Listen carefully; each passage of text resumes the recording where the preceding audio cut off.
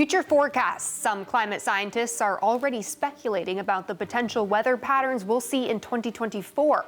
We'll explain some of their predictions. Plus, some severe storms may be threatening seals in Great Britain, what the wicked weather could mean for the animals' population numbers. And Spain marks a milestone when it comes to renewable energy. We'll be talking about that.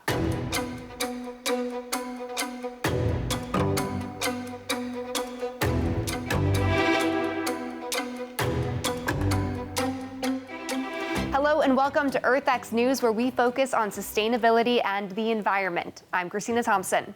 Let's get into some of the biggest headlines facing our planet. We start with this. It's a new year, which means new predictions for what to watch climate-wise in 2024. Experts have been sharing their predictions for the headlines that will impact us all the most this next year. According to a report from the World Meteorological Organization, 2023 was the hottest year on record, and scientists are saying it's not expected to cool off in 2024. Much of Earth's oceans were record warm for most of 2023, and it takes a while for them to release that heat. Plus, the planet-warming El Niño climate pattern is nearing its peak. If history is any indication, that means an even warmer 2024. When the last El Niño occurred in 2016, it pushed the planet to break record temperatures. According to some climatologists, add planet-warming fossil fuels into the mix, and it could be enough to, for the first time on an annual basis, push the average planetary temperatures to more than 1.5 degrees Celsius above pre-industrial levels. Here's the director of the Office of Climate Change of the United Nations. We mustn't become numb to these records after records toppling, because they have implications. Implications in terms of increased frequency of extreme weather events, implications in terms of more forest fires, in terms of droughts, floods, etc. And all of these are impacting people, especially those on the front lines like the agricultural communities. So these records matter. Now, we need to react to it. We can't just be sort of passive observers of a changing climate, and agriculture has a central role to play. Now, another prediction for 2024, continued high levels of food waste. A third of the food intended for human consumption, around 1.3 billion tons, is wasted or lost. This is enough to feed 3 billion people. Food waste and loss account for approximately 1/4 of greenhouse gas emissions annually. Basically, if it was a country, food waste would be the third largest emitter of greenhouse gases, behind China and the U.S. Scientists also fear biodiversity loss. The past 50 years have seen a rapid growth of human consumption, population, global trade, and urbanization, resulting in humanity using more of Earth's resources than it can replenish naturally.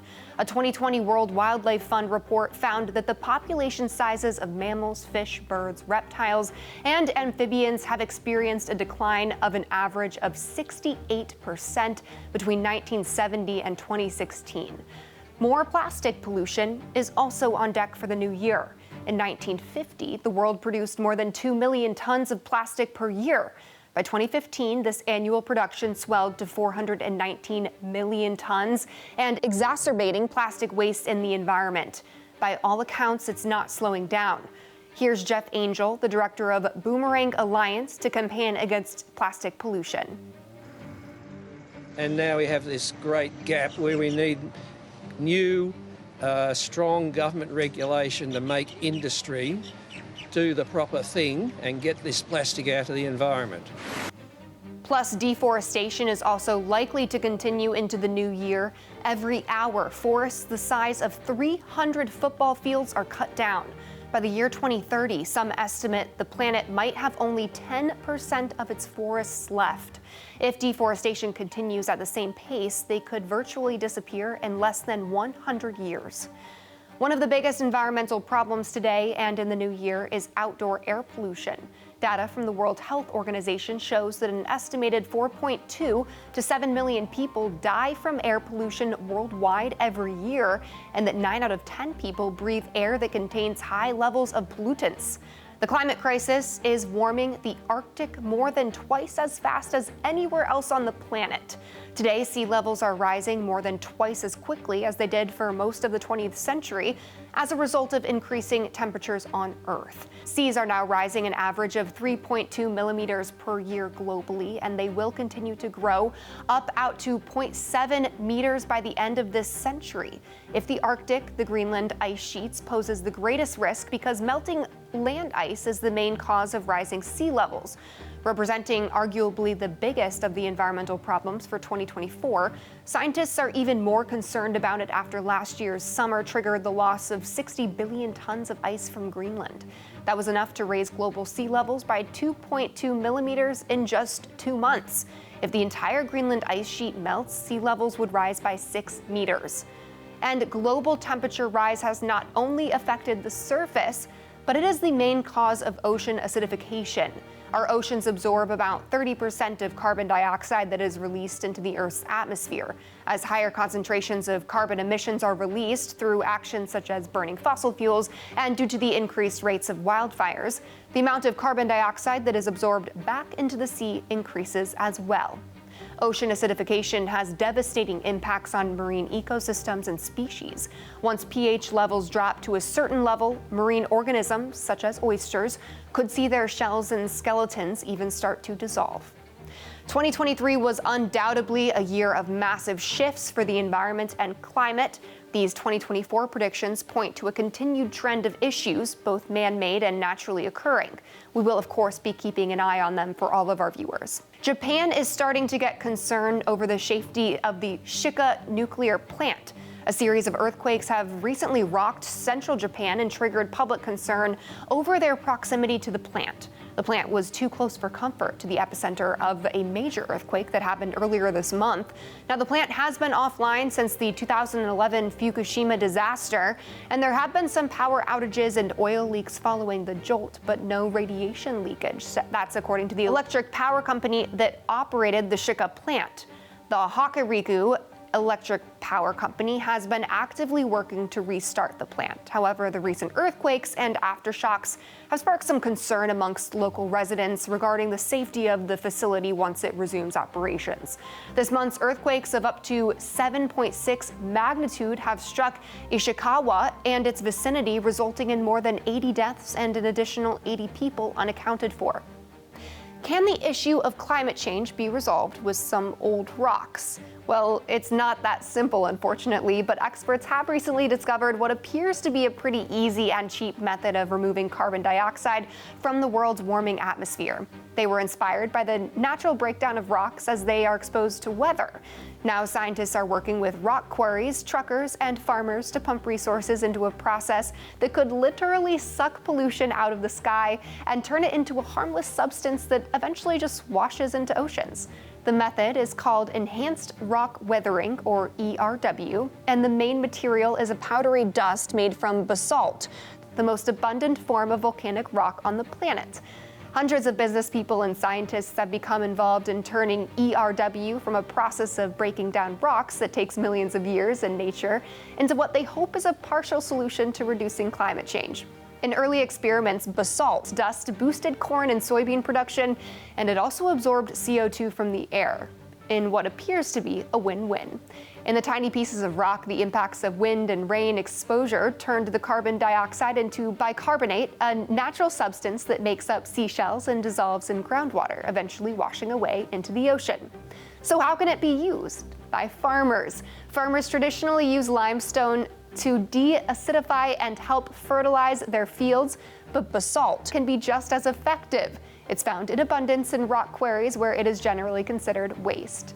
It can be delivered to farmers to use as an alternative to limestone to improve soils. Experts say that basalt is much less expensive than using filters, fans, and electricity to remove carbon from the air. An increase in inclement weather in parts of Western Europe and the UK is wreaking havoc on Britain's wildlife. Specifically, the weather is turning the corner of Northumberland's coast, typically a safe haven for grey seals, into a nightmare. Now, as stormy weather hits, seal pups are getting washed off rocks and becoming separated from their mothers at sea, with an increasing number of rescues by environmental groups. These storm surges, and the waves come and they basically wash the beach away, they wash the sand dunes away, and it means there's literally, the babies get washed off the island. So even if they've got a good mum that's hanging around trying to give them milk, and that white fur, it's not waterproof. Those pure white seals, they don't belong in the sea. Luckily, some seals have been able to be rescued, but the rescuers are so frequent that there's a shortage of spots for the pups at special centers. Around 40% of the world's gray seals breed in the UK, so this country is extremely important for the species. Meantime, in Spain, the country generated more than half of its electricity from renewable sources such as wind and solar power last year. That's a historic record according to the country's national power grid. Production of electricity from renewable sources reached nearly 135,000 gigawatt hours last year, equivalent of 50.4% of the overall national energy mix. That's 8 points higher than Spain reached in 2022, and this is the first time the country passed the 50% threshold for renewable electricity. Spain relies heavily on wind, solar, and nuclear power. Gas-generated power fell 7 points to 17.2%. Spain is aiming to be up to 74% renewable by 2030. Coming up, transitioning to more eco-friendly solutions can hold some economic promise, but others are sounding the alarm bells about making the switch and the impact it could have on the global economy. Stay tuned. We'll explore some of the pros and cons that's just ahead. The policies that we craft to deal with the issue of the environment, they certainly impact the bottom line. They certainly impact your pocket. And so we need to have forward-thinking policy that actually engages in all the things we know need to be done over these next 5 and 10 and 20 years.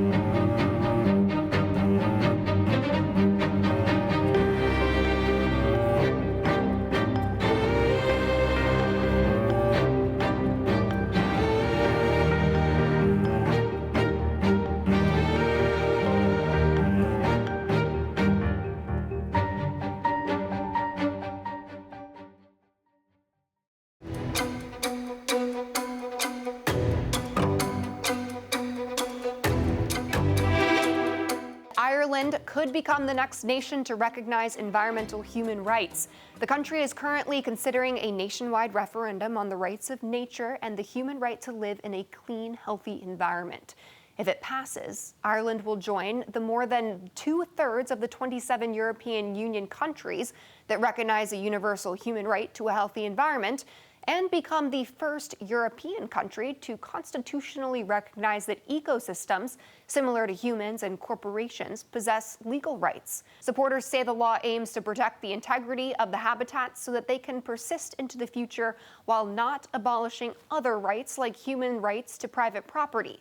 Some critics have called the laws anti-human and claim that the rules will chill investment in mining and other extractive projects.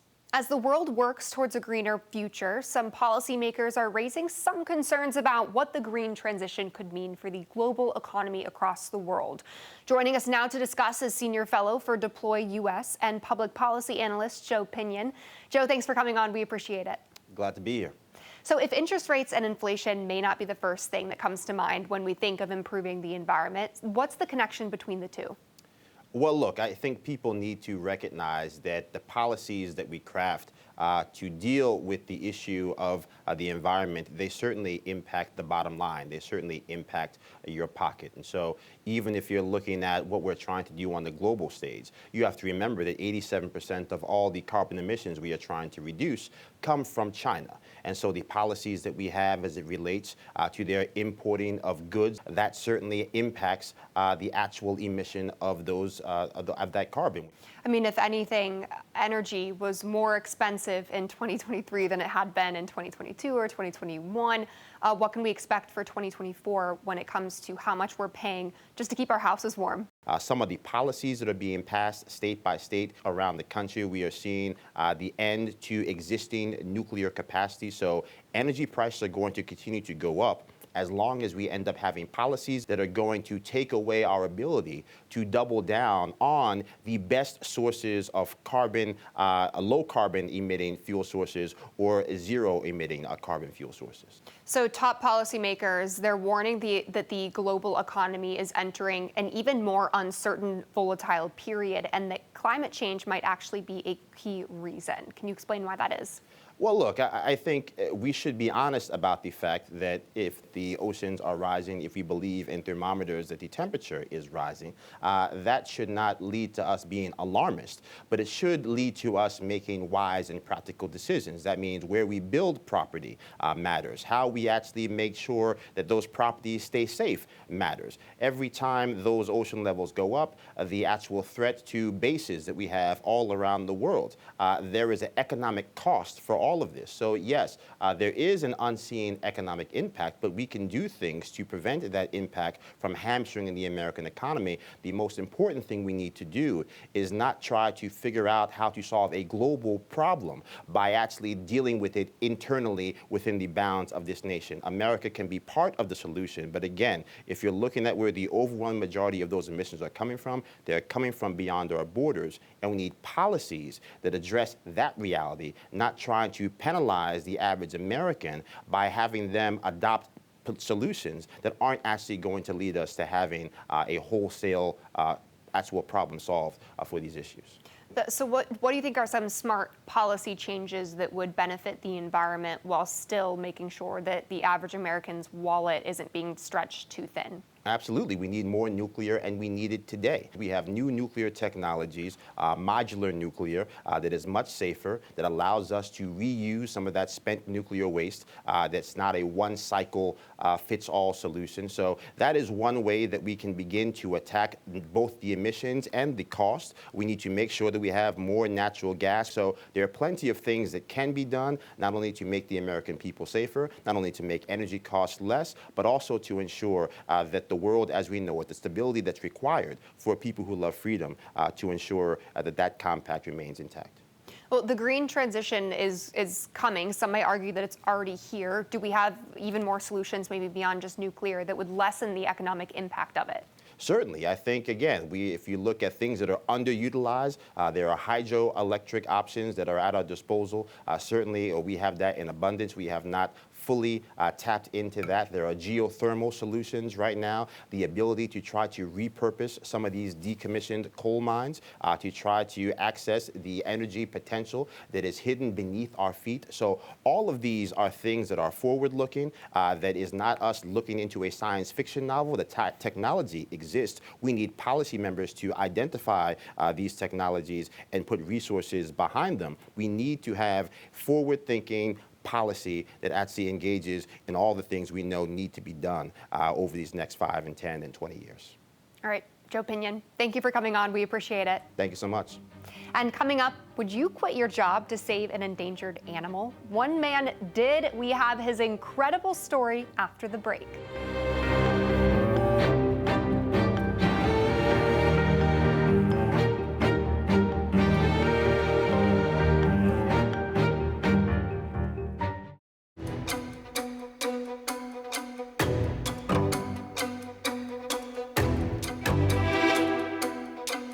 One concerned citizen in Australia is on a mission to help save and protect one of the country's most iconic animals being threatened by a potentially deadly skin condition, and he even left his job to do it. Alex Salvi has more.